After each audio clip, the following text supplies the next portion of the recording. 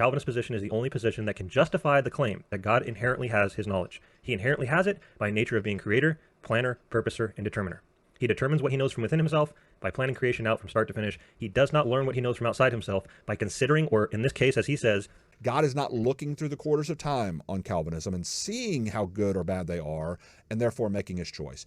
God is not looking down the corridors of time in Calvinism. That is very true. But the implication seems to be that you believe God is looking down the corridors of time. When you say, well, Calvinists don't believe that, you can imply that we should be believing that. No. But how would you describe or explain how God is knowing things of things he has nothing to do with, namely your free will choices, your self-determining, your self-causing? How does God know those things without learning them? And you'll see that you can't just say God's God so he knows it. You have to be able to logically justify what God can know in the first place.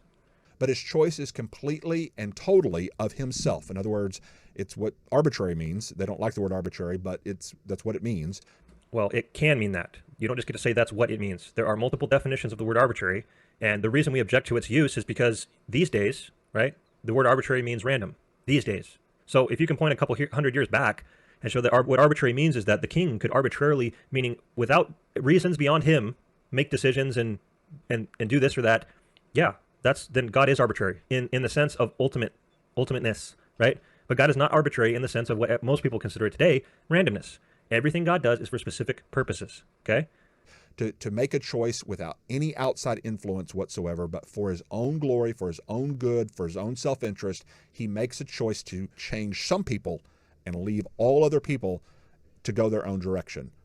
Right. So God has a plan and purpose in everything that comes to pass. And I don't know why he tries to set that up as a terrible thing. We as Calvinists, we man up to the reality that there are people who go to heaven and there's people who go to hell. God didn't have to create the people that went to hell. He chose to do so, knowing they would end up there. And so we make sense out of that and actually try to work that into our worldview instead of trying to push it away and make excuses. We work it into our worldview by that saying, yes, God must then have a purpose, even in the people who go to hell. It is a demonstration of his just condemnation, punishment against sin, demonstrates there's purposes in all things, even the bad stuff. So this is once again, God as the divine author was not reactively planning anything.